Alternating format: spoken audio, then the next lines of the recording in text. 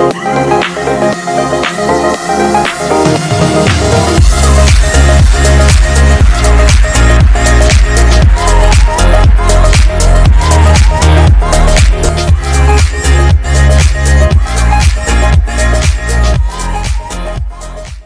we go. Hello, everybody. Welcome to another Wednesday webinar. My name is Chris Borger here from the Center of Teaching and Learning at the University of Alberta. So today's webinar is all about using podcasts as an educational tool. So to start off, what is a podcast? I'm sure a lot of us know, but just to get everyone on the same page, a podcast is any digital media file or a series of files that's distributed over the internet for playback on portable media players or on a personal computer. Most of the time when we are talking about podcasts, we're talking about audio files. So that is what I'll be focusing on for our talk today, is using an audio-based podcast as an educational tool. So why should we use podcasts as educational tools? That's the big question. So it is time to chat about podagogy. I was so proud of that joke that I bolded it and capitalized pod. So we'll take a minute for that of silence, a moment of silence. What are the benefits of using podcasts as an educational tool? Podcasts, to start off, are just ideal for auditory learners. You may have heard of different learning styles that we all have. And some of us are stronger learning through auditory means. So you can really help out your students who are auditory learners there. But it's not just great for them. Podcasts are also a great way to add variety for how the rest of your students consume content in your course. You'll see my bullet there. Podcasts, they are similar to Chris Hemsworth. They are both easy on the eyes. It's true. If you're listening to a podcast, it gives your students a break from always visually consuming content. It's likely that they're watching lots of videos and that they're doing lots of readings. They're using their eyes a lot. So being able to give their eyes a break is a very nice benefit of using podcasts. Another positive note from podcasts is that they help students manage their busy workloads. Podcasts are very flexible in how we consume them. So students, when they're listening to your podcast, don't have to just be listening to a podcast. If they're watching a video, they have to just watch a video. If you're doing a reading, it's hard to multitask. But podcasts do allow for multitasking in a really nice way. Your students may be able to go on a walk, do laundry, cook dinner, get their daily schedule done, all while taking in content at the same time. And with the growing workload that students face, podcasts are a great way to lessen that a little bit by giving them some flexibility. Finally, another flexible note of podcasts is that they can be downloaded and consumed away from Wi-Fi. So if you have a student who may not have constant access to Wi-Fi, this can be a great way for them to consume content from the course if they're away from that. So maybe if they're away from school or wherever, not away from school, obviously we're all learning remotely, but that option is there too, which is a nice thing. Now we're going to be moving on to the how. How can we use podcasts as an educational tool? We've talked about the what and the why. Let's move on to the how. So the University of Wisconsin has defined 5 steps for to teaching and learning with podcasting, with the following points extracted. Step 1, you want to select appropriate content. So the learner will probably be listening to your podcast whilst carrying out another task, as we said before, walking, sitting on a bus, or getting exercise.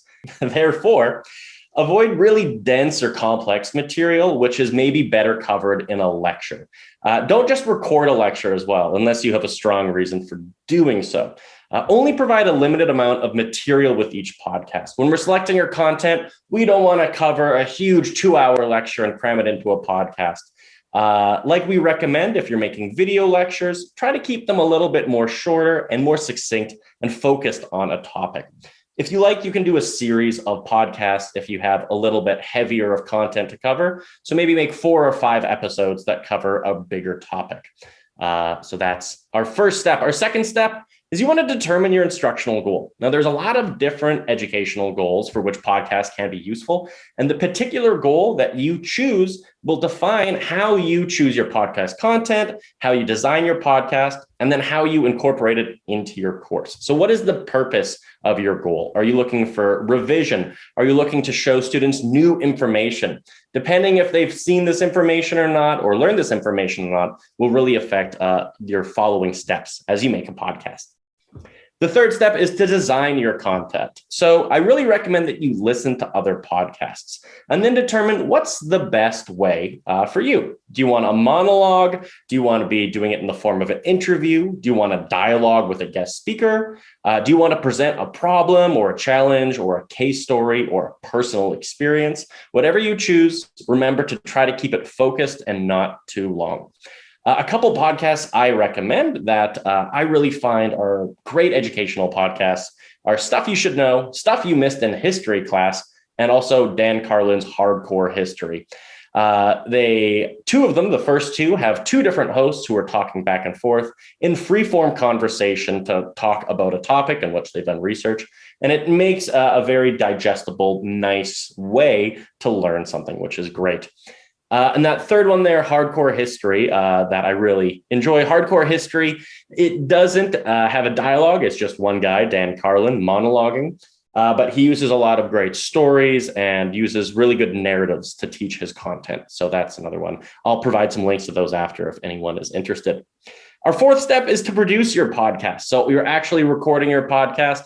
A huge tip here is don't use a script. Do not use a script for your podcast. Try to be informal, try to be yourself, and really let your passion for your subject come through. You are an expert in a subject that you'll be speaking on. So let that passion and enthusiasm come through as you speak. And again, if you want to have speaking notes, that's great, but don't write out a script for yourself or else you'll sound a bit robotic. Next up, we have step 5. It is to incorporate the podcast into your course. So embed your podcast into the course content and your learning activities. Don't make podcasts optional. Aim to have at least 50% of your students using the podcasts. We recommend when you post your podcast to your course that you post the URL of the podcast as opposed to embedding them directly. Anytime you embed anything right into eClass, it can slow it down a bit. So we recommend you just post that URL that students can follow then. So now we have talked about the how in a loose way. We've talked about the what. We've talked about the why. Let's talk a little bit more, I guess, about the what. What exactly should be podcasted? You can podcast a lecture, but remember, try not to read a script. If you have a lecture you're going to give, you can totally turn that into a podcast. But remember, try to shorten it down into smaller chunks that are more digestible for your students. Another thing you can podcast are conversations with guest speakers.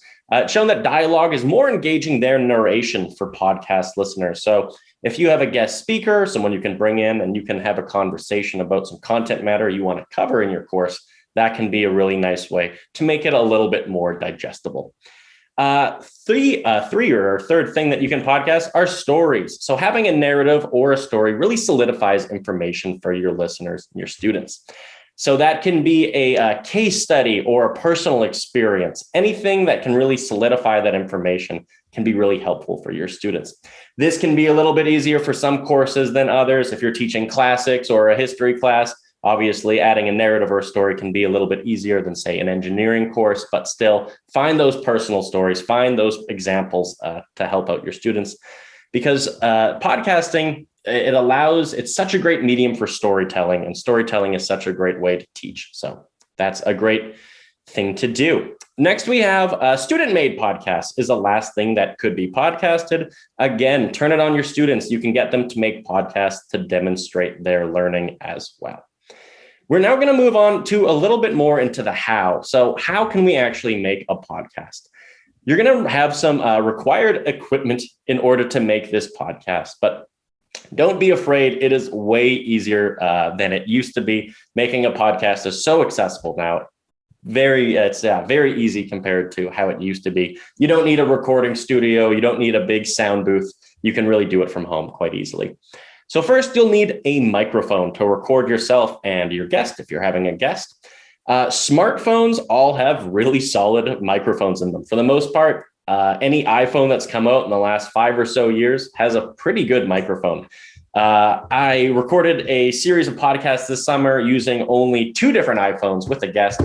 I would use my iPhone to have a phone conversation on speaker with my guest, and I would use the voice memo app that comes on my iPhone to record that conversation. And I found that gave me good enough audio quality for what I needed. You also have the option of buying a USB microphone. These are fairly inexpensive. 2 that I would recommend. One would be the Blue Snowball Ice USB microphone. That's about 70 Canadian dollars and does a really good job for its price point. If you want to go a little bit higher, you can get the Rode Mini USB. That's the microphone that I'm using and like to use here at the U of A. These guys are $140, so double the price, but also goes up in quality quite a bit. You can really go really deep into the world of microphones, depending on how high of quality you would like. But for the purposes that I find in recording my own podcasts or doing voiceover work here at the university, that the Rode Mini does the job. And the Blue, I used to have the Blue Snowballs, the other one I mentioned as well, also was a great one as well. Next up, you're going to need some editing software if you want to edit your podcast. Once you record it, you'll have an audio file. And there are times where maybe you're speaking too quietly, or you're saying lots, or you lose your spot, or maybe you get a phone call in the middle of the podcast that you want to clip out. You can then use editing software to edit your audio file down to however you like. If you have a Macintosh computer, you have GarageBand already built in, which is a fairly easy beginner-friendly editing system. There's lots of tutorial videos on YouTube and actually embedded in GarageBand itself if you want to use that. Another one is Audacity. Audacity is a free and open source audio editing software that is online. You can download it and it's free to use and also is quite popular. So there's quite a few tutorial videos out there. The last one I have there is called Anchor, and that's the one that I have the most experience in and like to use. Anchor also has apps you can get right on your smartphone, and you can edit right in your smartphone. You can't get quite as detailed in Anchor as you could in GarageBand, but you can still clip or trim your clips to get away of any ums or ahs or anything you want to cut out. And they also on Anchor have a bunch of built-in little musical clips. So if you want to add background music, if you want to do a little introduction jingle, you can also add those in really easily as well. So Anchor is one that I recommend. If you're going to choose one and you're new to podcast, I think Anchor is the best bet.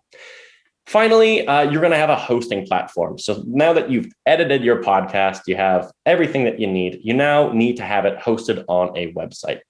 Anchor, as I mentioned before, which was the editing software, is also a great hosting platform. Anchor is owned by Spotify. So if you use Anchor, it will then give you the option to upload your podcast to any of the major hosting sites. So Apple Podcasts, Spotify, Google Podcasts, stuff like that. So you can upload your podcast to all of them at once using Anchor, which is quite nice. You can also use something like Podomatic. Podomatic is a website where you can host and put up your podcast as well. At the CTL, we use Podomatic to host our podcasts. And finally, SoundCloud is another really popular option that you can find lots of help and tutorials online on. SoundCloud can host your podcast as well, and you can take the URL from that and put it right in eClass so that your students can consume it as they will. The nice thing about using something like Anchor, Anchor, because it then allows you to host your podcasts on apps like Spotify or Google or Apple Podcasts, is that your students can then download them on their phones really easily and listen to them when they're on a walk or cooking or doing laundry or whatever.